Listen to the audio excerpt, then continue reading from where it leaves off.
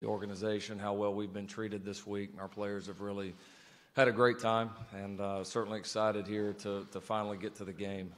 It's been a tremendous week, a great experience, of course, coming back to the playoff. I do think that, as we've all said many times, being in this situation, for our coaches and players here a number of times, is a great thing, because there's a lot around these playoffs, and at the end of the day, it's about getting your team, yourself, ready to be at your very best on the 29th. And so that's been our goal and our focus the entire time. And so we're certainly excited to play a tremendous Alabama team with one of the great coaches that's ever done it. And but that's what these games should be like. I think when they created the playoffs, that's probably what they envisioned, is great matchups like this. So we're certainly looking forward to the opportunity, looking forward to tomorrow night. And thanks for having us here. Well, this has been a wonderful experience for our players, our team, our entire family at the University of Alabama. The Orange Bowl has certainly been first class in every way, shape, and form. We'd like to thank everybody associated with the bowl game who worked so hard, probably all year long, to make this such a great event for our team and our players. I'd like to thank Capital One, President Sean Pittman, CEO Eric Palms. This has certainly been outstanding for our team. We've had a really good week here.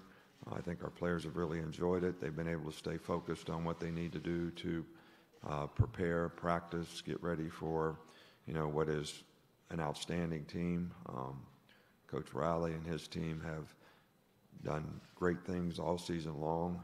They've got a dynamic offense that is really challenging for any team, I think, and they've had great success all year long. This is the kind of games that I think that players that are great competitors love to play in and compete against, and that's what the playoffs are all about. So we're looking forward to the game tomorrow night and the challenges that we have presented before us, and I think it'll be a great football game. Let's start with questions, if you can raise your hands. Front right. Nick, Pete Thamel from Yahoo Sports. A question about your communication methods. As times have changed and social media has become prevalent, you've clung to the phone call as your main method. I'm just wondering, philosophically, why you've continued to communicate that way, be it with your staff or with recruits, and not texted or used other DMs, etc., that are popular. Can you ask me that again? Because I don't really understand. Okay. Your staff and your players say you prefer to communicate through phone calls. You don't text, you don't email, you don't DM. You probably don't know what some of the other things are, so I won't go through them. I'm just curious why you've clung to that as a communication method. Well, I guess I'm just old-fashioned. I'm a little older than a lot of you folks in here, and we've been doing things a certain way for a long time, and I really like to communicate with our players face-to-face. I really don't email. I don't have Twitter. Don't have any of the social media type stuff, which I think is a great way to communicate. I just like to make it a little more personal, and it seems to work okay with our players. And I hate it when somebody said, I texted him to be here at 9:30, but he's not here. And I'm saying, well, why didn't you just talk to him? Why didn't you just tell him to be here at 9:30? How do you know he even got the text? Did he respond? So I guess it's a little old-fashioned, but it works okay for us. Middle of the room, orange. Coaches in the back here, Farhan Lalji from TSN. Both of you on Kyler Murray, please. First, Coach Saban, what concerns you the most? You've faced athletic quarterbacks before, but what concerns you the most about him? And to Coach Riley, if he chooses to continue football, what's his NFL future as a quarterback? Well, I think the guy is one of the most dynamic players that I have ever seen in college football in terms of his skill set. He can beat you with his feet. He's got great speed. He's very athletic. He's a good passer. They have an outstanding scheme that really challenges you defensively and takes advantage of his skill set in every way, which is pretty obvious by the production that they've had all season long in terms of their ability to score points, make explosive plays, his ability to make explosive plays, and to distribute the ball in a way that all the other players on his team have an opportunity to make explosive plays. So, and they have great balance. So it's not just one-dimensional. I mean, they run the ball effectively. They make explosive plays in the passing game.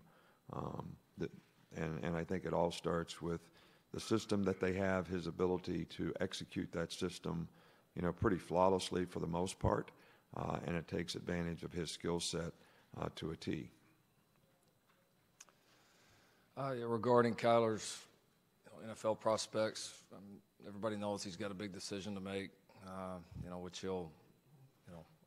he, his family, anybody else that he wants involved will sit down and visit about, once this season comes to an end. He's in a great situation. I mean, he's already the 9th overall pick in Major League Baseball draft, and I think he'll be probably somewhere around the same spot if he chooses to go football-wise.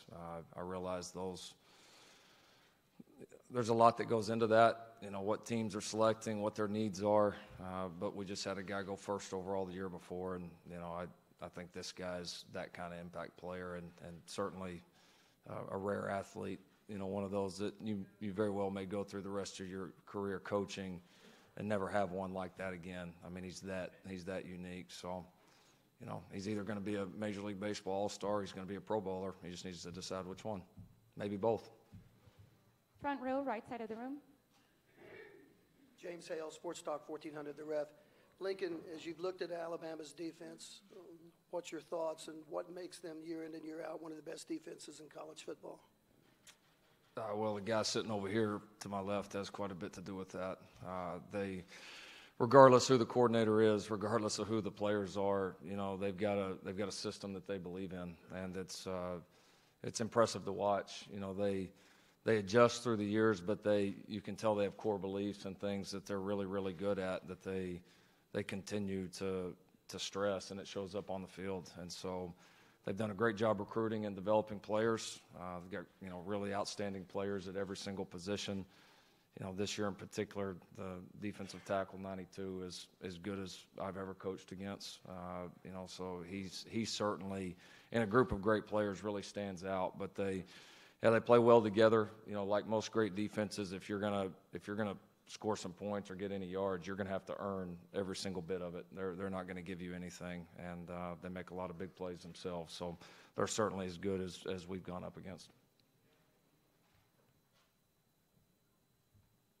Tim Reynolds, third. Tim Reynolds with the AP. This question's for Coach Saban. Coach, I know winning's not easy. You guys make it look easy sometimes, but I know it's not. What still drives you on an annual basis to keep doing this? I mean, when you've done what you've done, where's the motive? I mean, kids have a 4-year window and they want to win championships and then they move on to the next thing.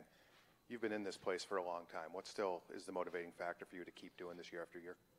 Well, I think that, I've always been kind of geared up to always sort of look at what's in front of you, not necessarily look what's behind you. And I think that the next game is always the most important. The next season is always the most important. The next team, the next group of players. And there's always a great challenge in that. I think that, we sometimes use the analogy of every season is like climbing a mountain. And obviously when you get in a situation like we're in now, both teams, that it gets a little more treacherous at the top in terms of the consequences of mistakes and things that can happen. But when next season starts, you kind of push the boulder up the hill or up the mountain this year, but next year it starts all over. And so you have a process of things that are very challenging for that particular team, and that's what I always sort of look at and focus on, and that just don't look back, always look ahead. And one of the things that I always say to our team is, so what's next? Maybe you accomplished something in the last game, but the next game is the most important game, and that's what we need to prepare for, and that's what's going to help you create value, because you're kind of only good as your last play, in this profession and in this business. So, and that's not been something that's been difficult for me to do. I think when it gets that way, then maybe that's the time you shouldn't be in it, because I never want to ever be in a situation where I feel like I'm letting our players down in terms of creating value for them in personal development, academic support, how they can develop careers on and off the field.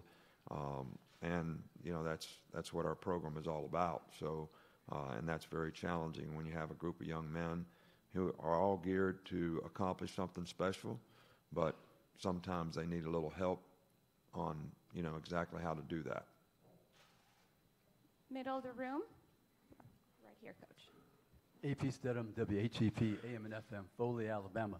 Coach, when you're playing against a team that potentially can score a lot of points, does that affect your coaching of the three phases of your team, the offense, the defense, and the special teams? And then for Coach Riley, if you're playing a team that's fairly good on defense, does that affect the three phases for you when you're coaching against that team? Well, I think that there are certain things, in each team and every game that you play that you're always going to look at the style of play of the other team and try to define for your team exactly what you need to do to win.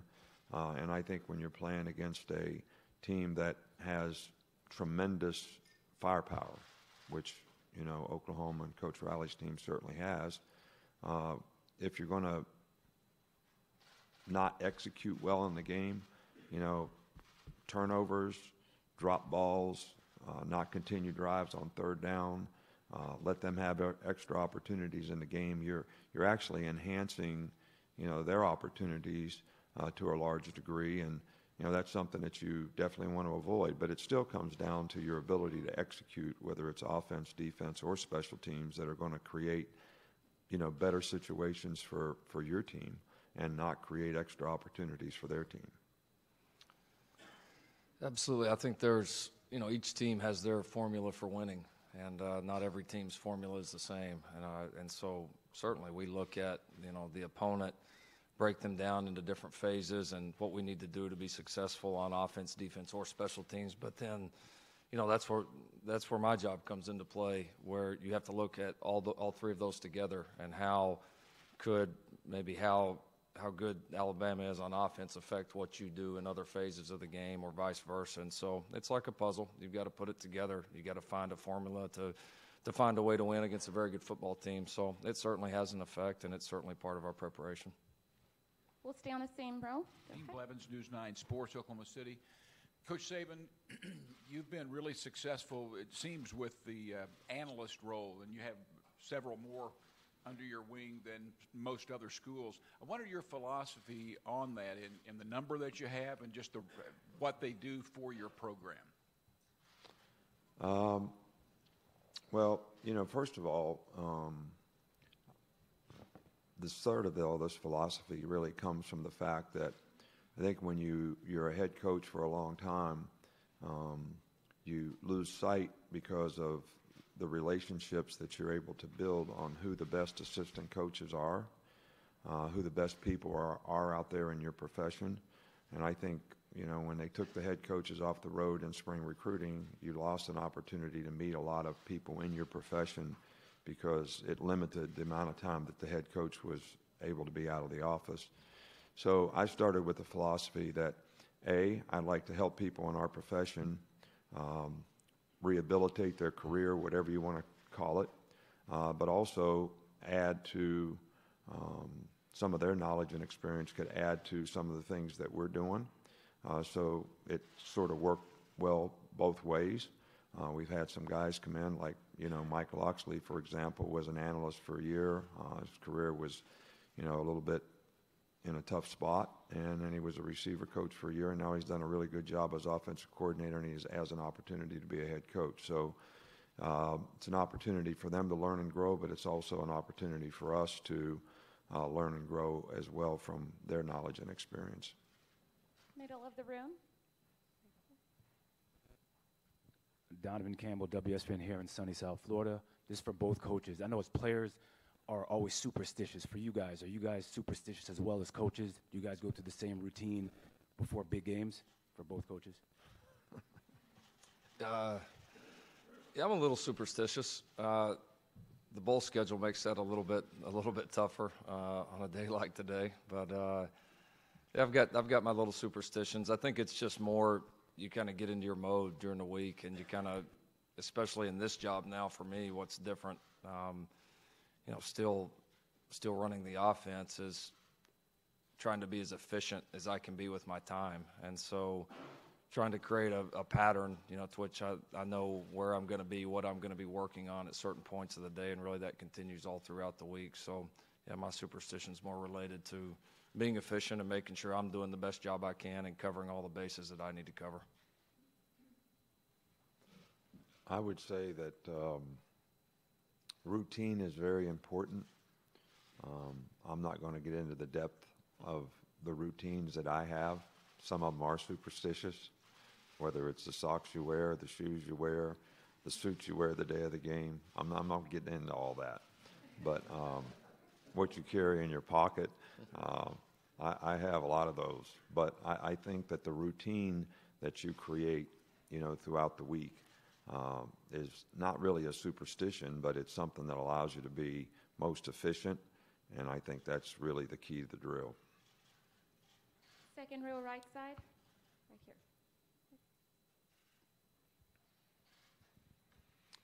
Blaise Collin, the Blue Pennant, Quebec and France.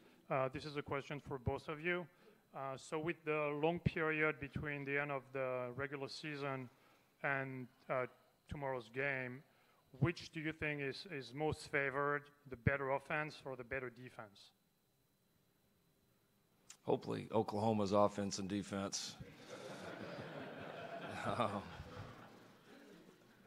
Yeah, I don't know. It's a good question. I mean, I don't really know what the answer is. I mean, I think at the end of the day, you've got your processes again that you go through to game plan like you do every week of the year. This is probably, to me, more similar to the first game of the year, or maybe even after a bye week, just because you do have a little bit of extra time, but it's not like you've got the entire month. I mean, with the early signing day where it is now, and that signing day really has become the true national signing day, and we both were in conference championship games, so we lost a week of recruiting.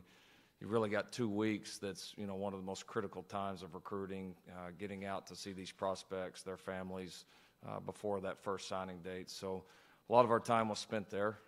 But, yeah, you kind of got 2 weeks to roll on it. And, hopefully you're able to get some guys healthy. Hopefully you're able to get a good feel for what your opponent does. And, again, what is your formula for winning, and what do you need to do better maybe than you did in the previous game, and taking those next steps to continuing to be the team that you feel like you can be. So, yeah, it's a tough question. And like I said, you hope to just use the time the best you can and get all three sides as ready as possible. I think some of the things that we always are concerned about when we have a lot of time between games is, I feel like skill guys always come back more quickly, maybe than the big guys. They lose less and come back faster.